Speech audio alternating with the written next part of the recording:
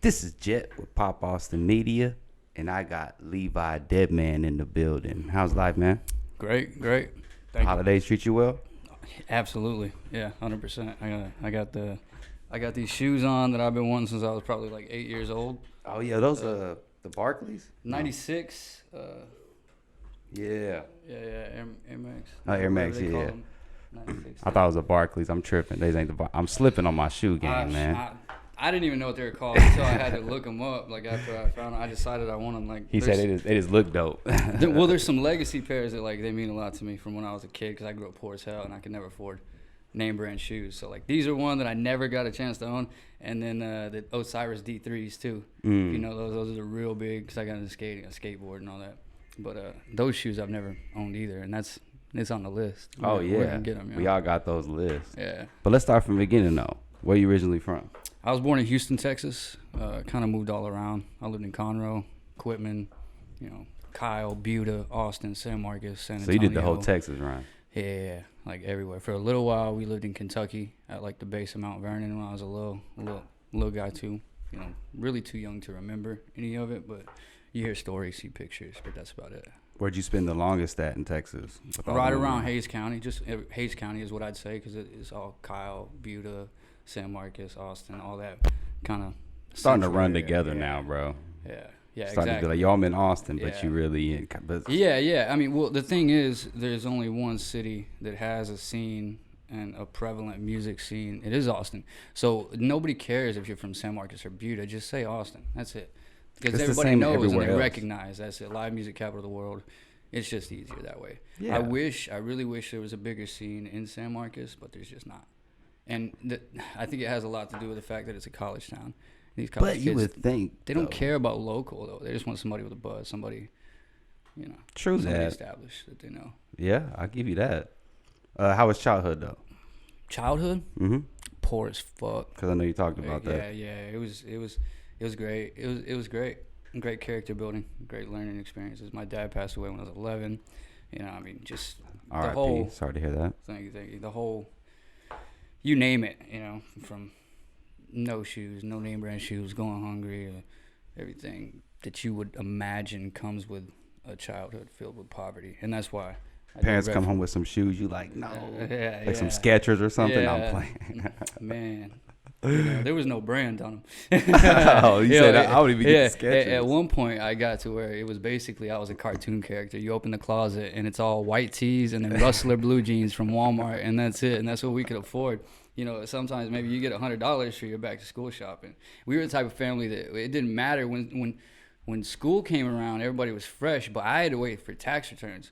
So I'd be busted for like the first whole section of the school year. But everybody got theirs off, and then now you're like, yeah. Everybody's stuff is faded. Their shoes starting to mess up, and I come in, hot. Now I could go to the pencil sharpener, damn it. No. Yeah, you know what I'm talking about. Yeah, you already know. Exactly. Did you play any sports doing all that moving around? Look,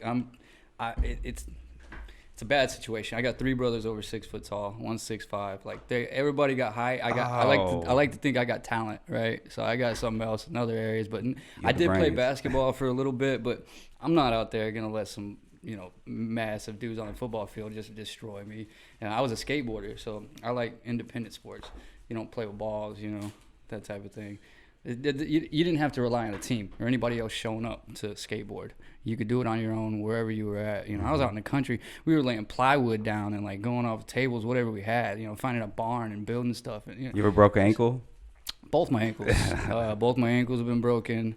My arms been broken. Gives me trouble. My shoulders messed up. Like that's the life of a skateboarder. Even my hands, you can see like the fingers are just all haggard and yeah. Battle scars. Absolutely, I got a lot of them.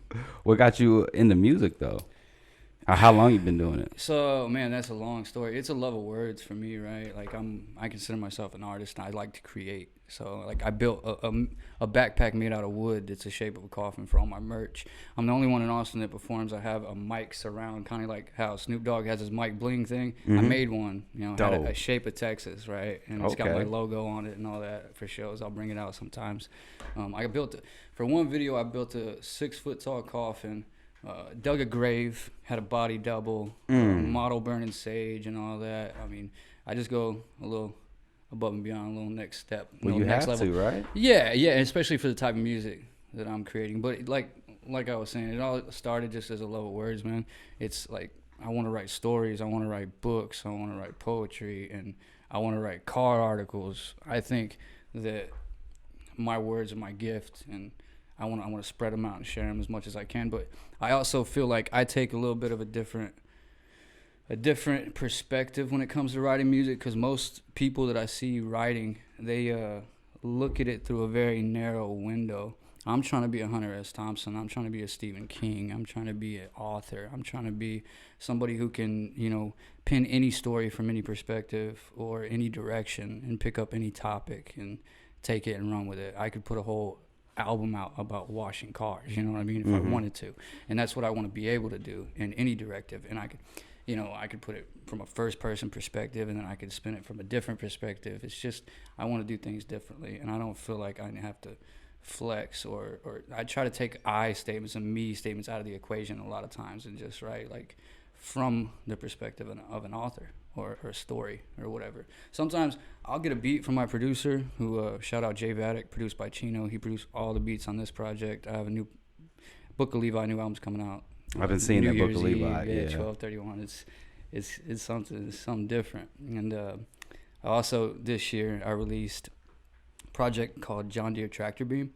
So that's white boy stuff. Yeah. That's my type of style, but super trippy, super eclectic, like almost like an audible acid trip. And there's only 100 of those units, period. You get a custom hand numbered lanyard. It's a wooden coffin.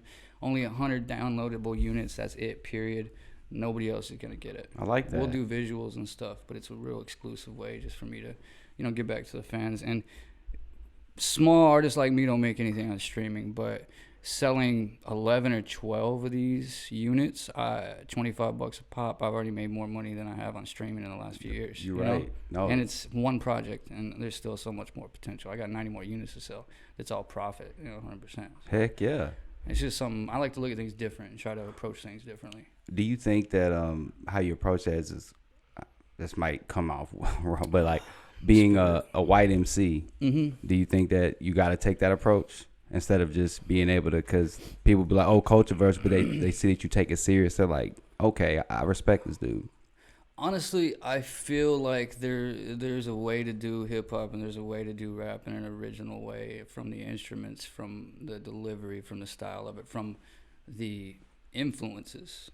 Everything I do is just authentic to me and who I am, and there's no way to fake it. So what I do is me, and that's just, I don't try to put a label on it. I don't try to say, hey, this is that or this is this or any genre or anything. I do, like, it's like a divine lightning rod strikes, and it just pours out through me. Sometimes I'll write 3-6 songs like in one sitting, like beats are going, flowing. I don't force it at all anymore. I don't sit down and try to write. It happens. It comes to me, and I have to do this. So, do you like to write over freestyle, or do you kind of mix them both? I don't freestyle at all. Because there's a lot of people that just I punching in. I don't really like that. I think writing is. I'm still a purist with music, so I'm like, yo, you can tell when something's written. 100%. Not in a bad way. Yeah, no, absolutely. And that's why I don't like to freestyle, because I like to hold myself to a certain standard. And when you do, you can only fall short of that on a freestyle. Maybe you get lucky and you kill it, but why risk it? Why even risk it? And then I'll spit a written. It's okay. You know what I mean? Like, I got so many things just memorized that I can throw out, and that's way better. For sure. The way I approach things is just through repetition. So I'll sit with a new project like the one I just did. I'll create a file with all of the beats, right? All the beats in it. And I'll go through and I'll write. And if I'm not feeling that one, I'll just move to the next one until I get a complete song. Sometimes I'll sit down and it'll just pour out. And on this beat, it'll pour out. And next time, it'll pour out on this one. So I don't force it. I just like, what is it? What's the pen feeling today? And then it kind of all happens. And then I'll bounce back. And I like to rehearse them probably 100 times before I go to the studio and actually, record them. That way I know what delivery, where my breaths are going to be, just have it kind of, exactly, have it ready, have the rhythm. Yeah. Sometimes I'll write things just for the way they sound, just for the way the syllables line up, Who's the GOAT to you, lyricist wise? I I could never pick one. Today person. for you, like if you're like, yo, today, or who do you listen to the most? And just like, yo, this guy's dope. Don't be scared if it's M. It's M. A lot of people. There's a lot of people that come like, I don't want to say Eminem. Definitely, Eminem is like on another level. And Tech Nine. Tech Nine is right. I see a lot of influence in Tech Nine. Definitely Tech Nine, but you also like one of the most underrated is Ritz. Like his delivery and his style, the way he can flip. He takes things that like shouldn't even rhyme or sound good, and he just makes them sound better than you could imagine, and then you don't even know what the hell he's talking about. You gotta replay it. I mean, it's just he's on such a different level with that tongue twisting, and flipping things. And Eminem too, he can rhyme like what door hinge with orange. Yeah, You're like, yeah. what? Well, and that's what I like to do too, is a lot of like internal core syllables of rhymes. Like I match syllable counts on one line to the next, and then I'll rhyme the internal core sound of a word throughout in these different stanzas, you know. And I like to have fun with it. It's an exercise to me, you know. It's just an exercise. And sometimes I'll write like literally a writing exercise and see just what I can do. Other times I'm trying to play with the ear, and I'm trying to catch the listener, you know, off guard. But we all know in this meme society that attention span is short and it's gone in an instant. So if you don't switch it up, if you don't give them something to grab them, you know, in 10 seconds you're done. 5. A 16 is too long nowadays, because you doing the same rhyme scheme and you got the same style and you sound the same all the time. It's boring as fuck. I try to switch it up. I try to keep it interesting. You never know what I might sound like. You know, John Deere tractor beam was full of crazy effects and like warping and xylophone sounds. And Mothership, one of the title tracks that I did a video for, doesn't even have a hook, doesn't have a bridge, nothing repeats. What I did is I just took the beat where it changed and where it sectioned off. I changed the flow and the rhythm with the beat and just kept changing it throughout. And it's dope. People like it, you know, something different. And that's what I'm all about, is doing something different. If I've already done it, I don't want to keep doing it. I want to do the same thing I've already done. It's boring for me as an artistic person to just keep doing the same stuff. No, yeah. Do you have a favorite producer out here in Austin? Or where do you get your beats normally? So right now I'm working exclusively with J Vatic Chino. He's my guy. He's out of California though. You shouted him out. Yeah, I like to work with one producer on projects, so I have a consistent sound. And he just really has, his producer style fits well with my writing style, and he raps himself. But the stuff he's sending me is all 100% exclusive, just for me. Nobody else is getting it. Nobody else has heard it. It's not posted on the internet. It's not on BeatStars. So that's why I really like working with him as well, because it gives me a level of ownership and exclusivity that I wouldn't have, you know, sourcing beats from other places. And as far as Austin producers, I really want to work with Fetty Knox. Shout out Fetty Knox. He seems really professional. Like, he's got a great sound in what he does. And I'm really open to work with anybody. I like to work with new people. Invite me to the studio. I mean, we can knock out a song. Yeah. Whoever's listening. You have the. I'm gonna make sure I say it right. I make better music than your favorite rapper. Quote me. Talk about it. So, just in the fact that, like, I feel like people leave a lot on the table, man. They leave a whole lot on the table, and I try to do more. I strive for more. I try to give you more rhymes per bar. I try to give you more rhymes. If you hear me rap for 30 seconds, you're not going to hear, like, damn near any prepositions, right? So, and what I consider prepositional rap is like the old school hip-hop that people probably grow to know and love, where you say something, you build up, it gives you a time frame, and then you rhyme the last word. You rhyme probably one syllable, maybe two. Door, floor, backpack, knapsack.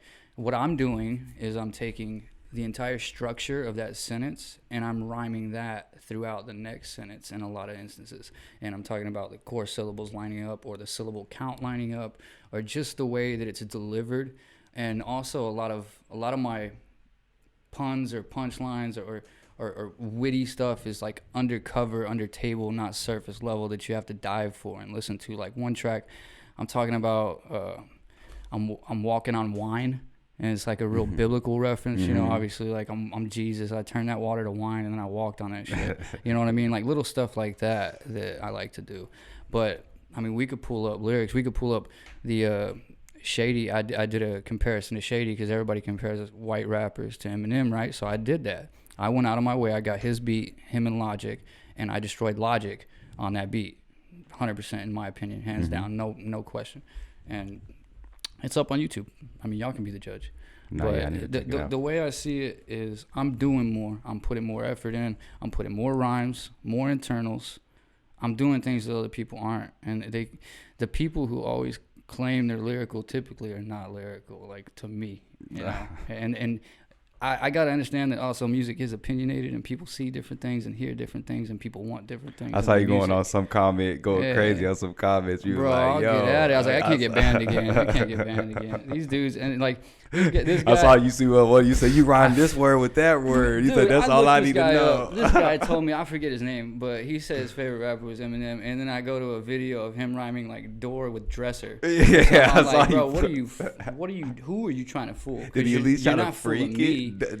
I don't even know. I don't know. It was just like, I can just change this here with no internals, no nothing to smooth it out. I'm just going to go hilarious. Like, yeah. That's why I was laughing when you was talking. I was like, I remember you saying that to somebody. Look, a lot of the rap going on in Austin is an abomination. It's a lot of auto-tune. It's a lot of like fake flexing. It's a lot of just entertainment, which is cool because rappers are supposed to be entertainers. That's why sometimes I pop the top, show the chest tat, and just wear a vest, you know, or try to wear something wild or whatever. You got to entertain the people. Even Tupac did it. Damn right. And there's a need for that, but there's a time and a place for that as well. And that's what you think about the Austin scene right now? I just feel it's flooded, and I feel like there's a lot of people who couldn't perform the songs that they do. You know what I mean? Take that auto-tune out. How are you going to perform that? Or, you know, you're not going to be able to sound like you do on... Like, I had this whole segment I would do called Raps on a Rock, right? It sounds nefarious. It's just me going out in the woods, into deep woods where there's no sound. It's isolated, where there's no effects. There's no studio. There's no reverb. There's no auto-tune. And I do my verses, or I do a bit of my music in the raw, pure nature with nothing to adulter, mess up the sound. It's just pure, raw sound. There's no filters, there's no nothing.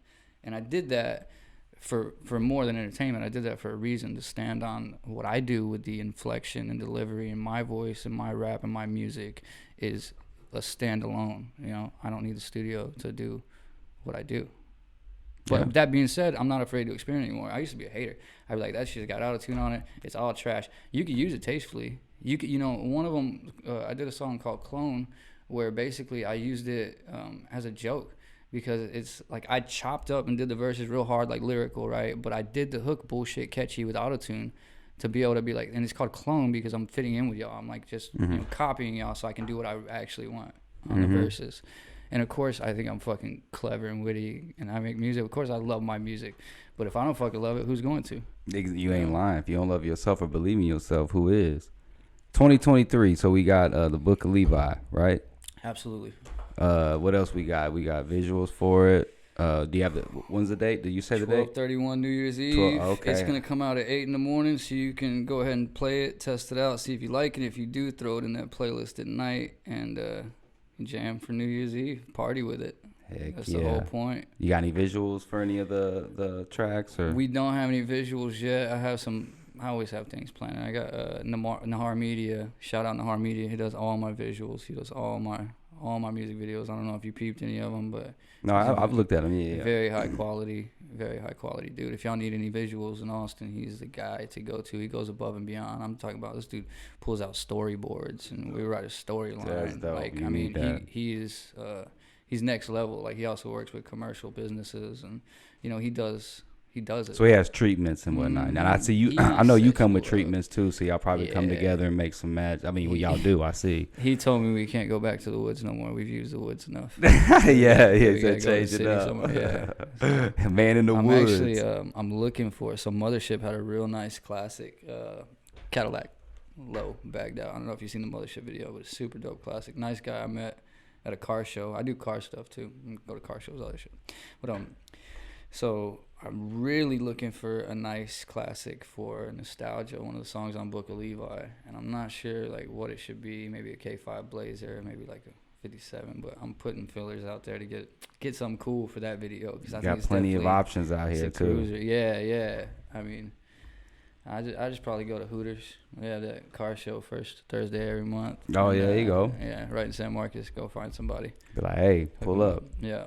It normally works. I mean, I don't know. It has so far, at least. Where can we find you out on social media?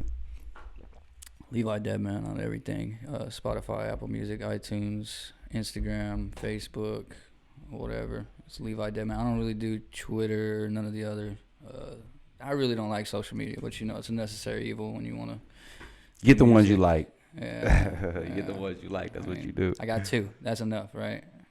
It's really all you need. One that does pictures, the other one that does whatever. Longer stuff. Yeah, exactly. Yeah. And they're both paying me now for some reason. Not very much, but. Yeah, you make money on that. I'm telling you. Definitely.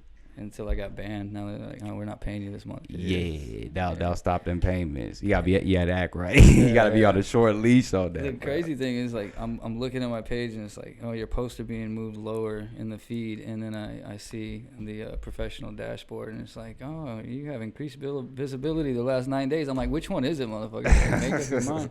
Tell me. One of the other. We need answers, Instagram. Yeah, absolutely. Hey, man. I appreciate you coming through. Hey, keep doing your thing. I'll be on the lookout at the top of the year, end of the year soon, whatever, for the stream the album, man. Hey, Levi Deadman. This is Jet with Pop Boston Media, and I'm signing out. Let's go. Dude.